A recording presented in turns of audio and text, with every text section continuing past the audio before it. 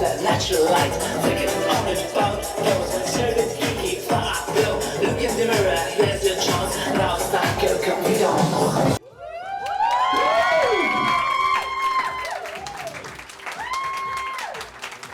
Coco, can you please tell us a bit about your journey in becoming Coco and what inspired you? So basically Coco was born in Australia, in Sydney. It was back in 2001, my God, over 20 years. So there's a friend of mine, she was going to organize a art exhibition in Redfern in Sydney, and she asked me, would you like to perform? So like, I don't know, what can I do? So would you like to do drag? So like, I don't really have makeup, I don't have wigs, I don't have, so like, you can, you know, you will. So I contacted a few friends, got 2 boy dancers, and we did like 2 numbers, and they really went, they went down really well with the audience. And then I took part in a talent show on Oxford Street, which is basically the main gay area in Sydney. And from then, one thing leads to another. I came back to Malta, I started doing drag underground, so it was more in clubs and private events. But then later on in life, I met, I don't know if he's here or not, someone called Matthias, who sort of like induced me to actually go more mainstream, because people really like drag and the mentality actually changed, because back in the day it was quite different. I don't want to say more because I take all your questions, so I stop here. Well, I'm just going to ping the ball back at you after just giving a shout out to Tias, big man. He's here. So in some ways you are also responsible for breaking these barriers, and that's what I want to talk about next. What are some of the biggest barriers that you have broken in relation to drag and the perception of this country? I don't feel like it was me. It was more sort of like there are other queens here that sort of perform and organize events, so it wasn't just me. Back 20 years ago it was quite different, because people maybe they weren't exposed to drag like they are now. Maybe now they go to a restaurant that they can see a drag queen, they go to clubs, they go to Ibiza, London, Paris, New York, whatever, and they see drag queens. But way back then it was more underground. Nowadays, thanks to RuPaul's Drag Race, which was the most famous franchise of drag in the world, thanks to RuPaul as well. I know many of you watch the show. It's a reality show. Now it's like booming in a lot of countries. First it started in America, and now it's in many countries. Not in Malta yet. Okay. Maybe one day. So RuPaul really helped to sort of make people, educate people what drag is. Because unfortunately, a lot of people think that drag, they relate either drag queen is a clown or drag queen is a prostitute, and there's a lot of misconceptions about the drag, and it's not really like that. Obviously, you can drag, there are many interpretations of drag. So there's the comedy queen, the musical queen.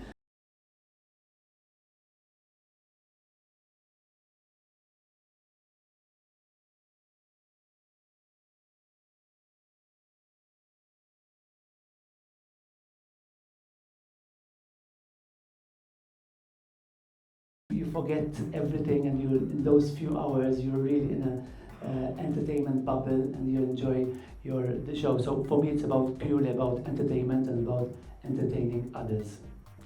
I speak firsthand. It's remarkably entertaining. I'm very proud to have won the Legends of the Legends. Exactly, Josh. Legendary. In fact, 2 weekends ago, he won in every show, in every event I organize. There is a badge that I give out for people who contribute in the community. Basically, it's called the Rainbow Ally Legends of the Legends Legendary Badge. And Josh was, can you give him a round of applause? Rainbow Ally Legends of the Legends Legendary Badge. I should have worn it. Exactly. I thought you were going to wear it, but anyway, it's okay, don't worry. So sorry.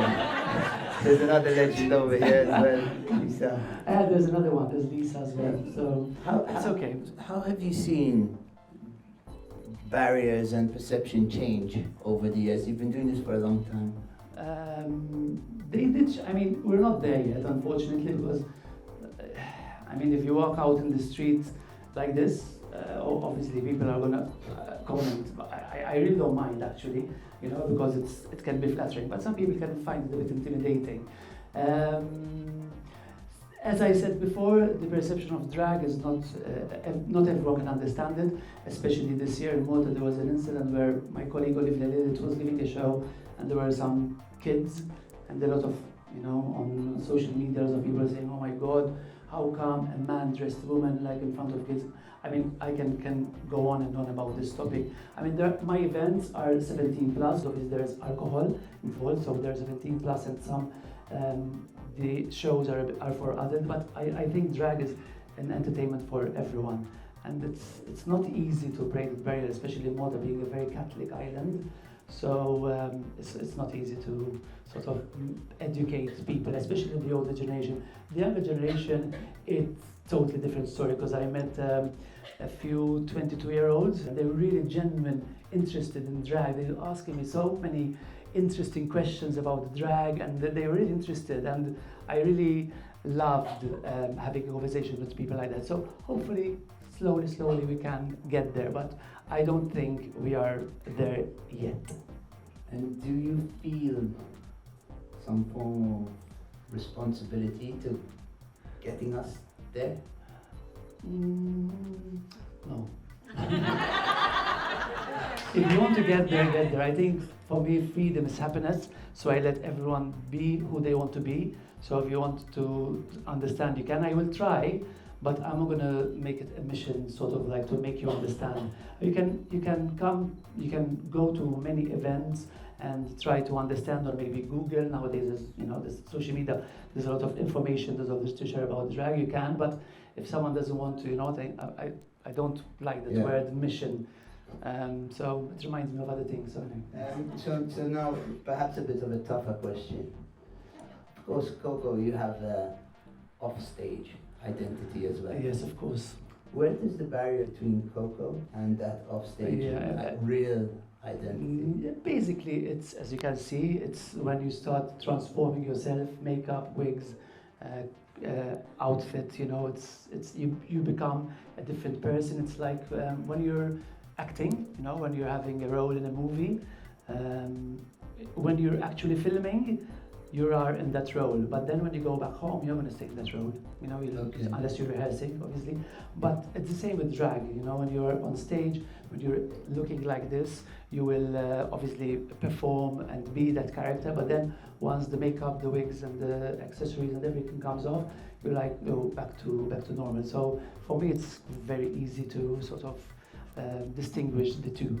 Do you feel like as you're disrobing your accessories, do you become progressively less Coco, or is it on-off? The transition is very natural, so I don't really think about it. Just happens, and I just want the people who are around me, especially backstage, they know, some of them are here, that if I am like this, they call me with my drag name. If I'm not, so that's very important, because I am preparing to be this character on stage. So mentally, when I'm getting ready backstage, I'm already like getting into this character. So I have to really focus and be this character. So people have to, like, ideally, they call me with my drag name, which is Coco. No, I know ladies in here who get your nails done. You know what a process that is. Coco also gets her nails done, and I once met Coco, who in her real life identity in nail clothes with these magnificent nails. How does that go down? When I go to, sometimes you can, I have, when I'm performing a lot, I have my sort of nails done that you cannot remove. Okay, so they stay there for like 5-6 weeks. Sometimes I go to the convenience store, dressed as a man, and then you go on to pay, and you obviously get your phone, and they're going to see your nails, and they do like, and they're a bit confused. But you know what? In the beginning, I was a bit shy. I was like, "What the fuck am I doing?" But then I was like, you get used to it. And if it is really a problem in winter, not in summer, I can wear gloves, not like these obviously, but black leather Zara gloves, and they cover everything. But nowadays, honestly, even like I traveled and on the plane, it's fine. I really got used to it. The moment you start appreciating yourself and living how you would like to be. In fact, it happened to me not a long time ago. It is the most amazing thing that can happen to you, because you will be the happiest person on earth when you really do not, because people are going to talk anyway, whether you do this or do that, people are going to talk. So even on social media, comments. So if you want to be the way you want to be, just, you do you, just be yourself. And I think I think this year I have been the happiest I have ever been. Wow. Because I really went all out. And I used to read a lot about it on social media, like, you have to be yourself and you'll be happy. It's like, whatever. So they're saying that because of social media, they're like, they want to get likes, they want to get whatever. So, but then slowly it happened to me, and really I regret what I used to think before, because I really realized that this is what I want to do, and I am the happiest when I'm performing and when I'm on stage. Not necessarily interviewing, but slowly we're getting there. And your questions are very interesting, so thank you. I can't help but notice the irony in the statement. I'm the happiest when I am myself, when you're someone else. Yeah, it is a bit difficult to understand, but what I meant is when you are happy to do what you want to do, not what other people would like you to do. So could Coco theoretically fall in love with somebody? I am already in love. And I'm sorry if it's too personal. Okay. Is that person that you're in love with? It's not a person. Oh. I'm in love with the stage.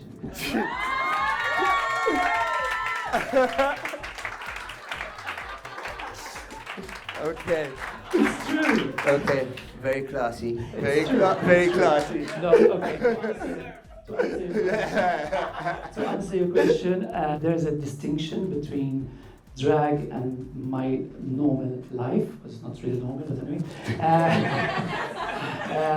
So there is a distinction. As I said, when I remove my makeup, wigs, blah, blah, I become that person. So, okay, never say never, but I don't think there is that, it's impossible because I actually never really thought about it, but I don't think it is something that I would like to do. Because I said drag is about entertainment.